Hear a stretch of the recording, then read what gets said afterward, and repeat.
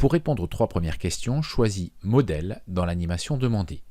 Tu vas ensuite jouer avec différents paramètres après avoir affiché la force de gravitation. Elle est ici représentée par les flèches bleues. Tu vas modifier au choix la masse de l'étoile, la masse de la planète ou les deux et donner l'influence de la masse sur la force d'interaction gravitationnelle. Concrètement, on attend de toi que tu dises si l'interaction gravitationnelle augmente, diminue ou reste constante lorsque la masse de l'une, l'autre ou des deux étoiles augmente. Tu vas ensuite modifier la distance entre les deux astres en sélectionnant l'un des deux et en le glissant pour le rapprocher ou l'éloigner et dire en quoi cela impacte la force de gravitation. Donc concrètement, si l'on approche ou on éloigne l'un des deux astres, est-ce que la force de gravitation augmente ou diminue?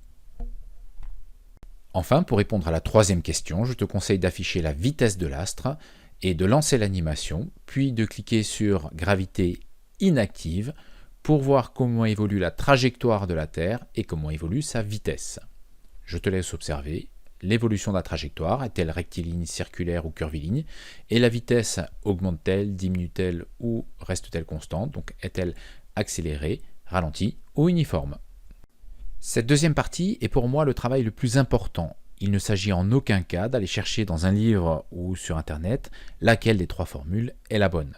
Ce que je te demande est de vérifier quelle est la bonne formule. Pour cela, tu peux faire varier la masse des deux objets, donc masse 1, masse 2, que tu peux augmenter ou diminuer, et tu peux également faire varier la distance qui sépare les deux objets. Pour mieux ajuster la distance, tu peux déplacer la règle et déplacer l'un des deux objets pour faire correspondre la distance qui les sépare avec celle voulue.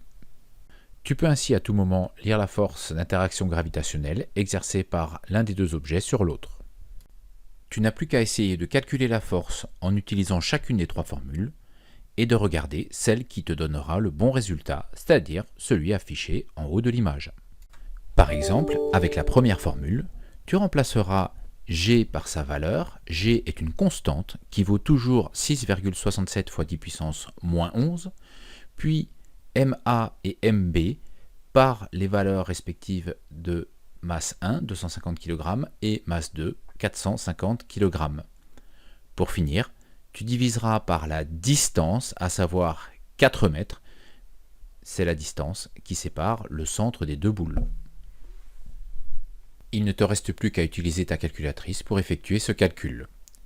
Si tu rencontres des difficultés pour saisir les puissances de 10 dans ta calculatrice, tu peux également utiliser la forme décimale de cette valeur. Pour cela, il te suffit d'écrire le chiffre d'unité, ici le 6 juste avant la virgule, en 11e position après la virgule, puisque c'est 10 puissance moins 11. Calcul effectué, on trouve la valeur suivante, qui s'avère être différente de celle indiquée par le simulateur. Elle est donc fausse, ce qui veut dire que la première formule que nous avons utilisée n'est pas la bonne. Tu vas devoir faire la même chose avec la deuxième, puis avec la 3e formule, jusqu'à trouver celle qui te donnera le bon résultat. Attention toutefois, car la graduation de la règle ne permet pas une mesure très précise de la distance. Aussi, tu peux avoir un léger écart sur la valeur trouvée en la comparant avec celle donnée par le simulateur. Voici par exemple dans notre cas la valeur trouvée en utilisant la bonne formule. Elle est très proche de celle indiquée par le simulateur, mais elle n'est pas strictement égale. Pour autant, on peut en conclure que la formule utilisée pour trouver cette valeur était la bonne.